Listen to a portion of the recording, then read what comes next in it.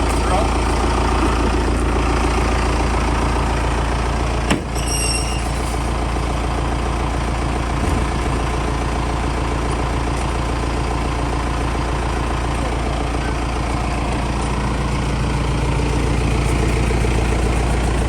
Pull her in, Captain. Been stored for months. Expires right up.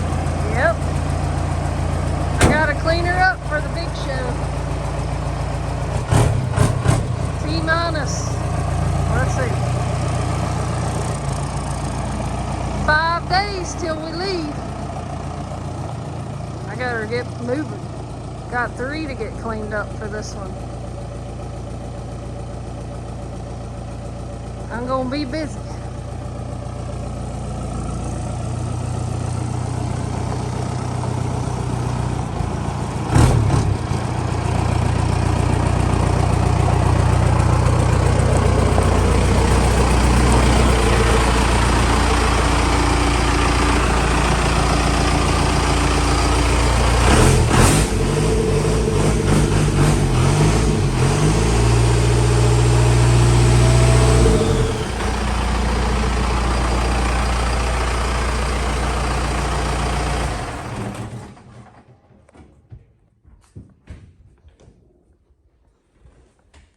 This truck never ceases to amaze me on how it starts every single time. I forgot to see how much fuel's in it.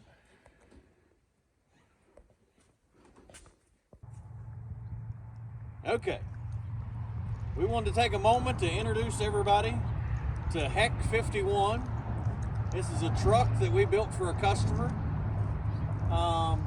He basically gave us a couple criteria to build this truck. He said it had to be a 51 or a 52. They're the same, but the emblems. Because his dad had a 52 when he was growing up. That's what they had on the farm, and he actually sold produce to pay for the truck in change.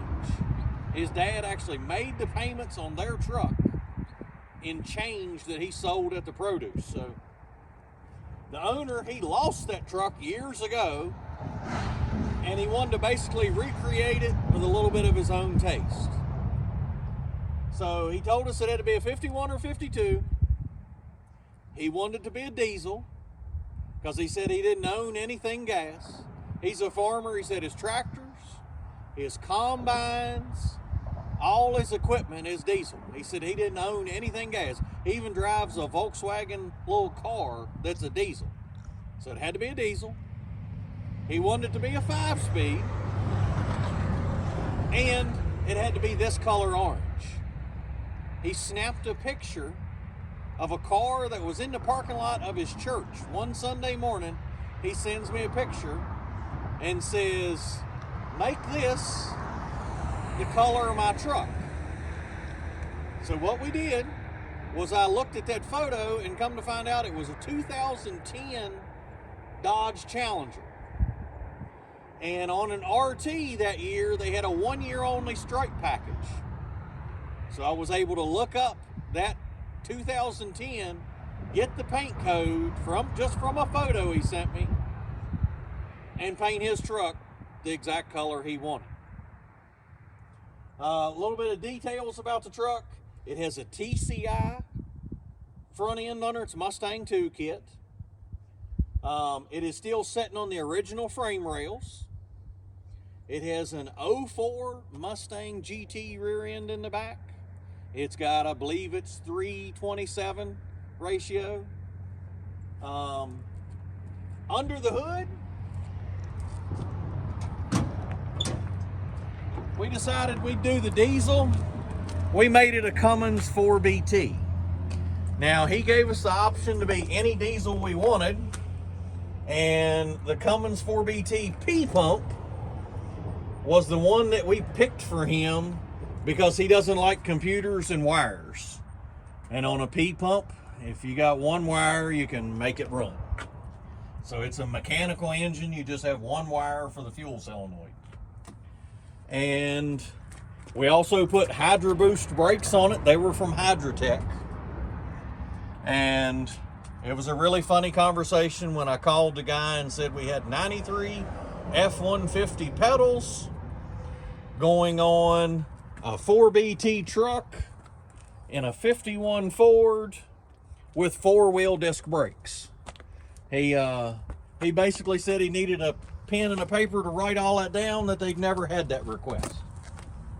So after about 8 weeks, we got the Hydro Boost brakes, and I gotta say, Hydro Boost, they are awesome.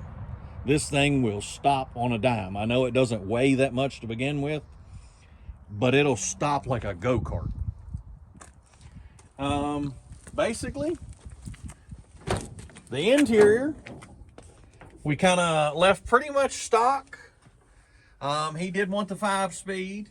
Now the shifter, if you see it, we had it custom made since he is a farmer. He's now a retired farmer, but at the time he was a big time farmer. He had thousands and thousands of acres of corn that he took care of every year. So the corn cob shifter was custom made for him. We had a guy make that out of fiberglass. But we've got the pedals out of the F-150. The 5-speed came out of the F-150. I believe it's an M5 R2. And it basically shifts like a dream. We'll show that later. We did put a bed liner on the inside because he actually, you know, did want to put stuff in the back of the truck. Now we did do a custom touch for his, put diesel fuel in it. The filler neck. We put the tank under the truck. Instead of cutting a hole through the bed, we didn't want to cut in the bed. And we did put the wrong year taillights. I know for everybody that's going to comment on it. But we decided the 53s and up taillights looked a lot better than the 51s. And these were the original hooks. When this truck came from California, it was spent its whole life out there in the Napa Valley in the orchards. And these little hooks were the tie downs that they used to tie down all the produce baskets when they were coming out of the fields. So we left these hooks on there. We kind of thought it was appropriate. Going back to a farmer, he would appreciate the tie down hooks. So that was a little bit of original we left.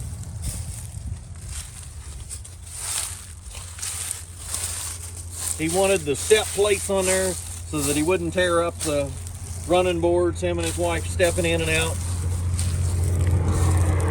But Advanced Plating did that grill for us. It was chrome when we got it, but it was starting to rust. So it was a bad chrome job. So we got Advanced Plating out of Nashville. They took care of us for us. That thing's got deep shine. But that's just a little quick video. Hope everybody likes it. We'll get more of action shots getting it driving.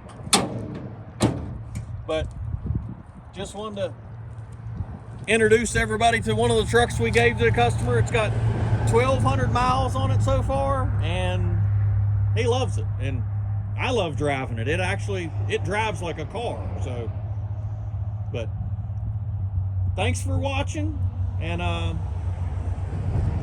hope you like it. We figured a nice little scenic spot here on the frontage road beside the interstate. Pull over and give everybody a little view. So thanks for watching, and give us a subscribe if you haven't already. And as always, thank you, Lord. Thank you for today.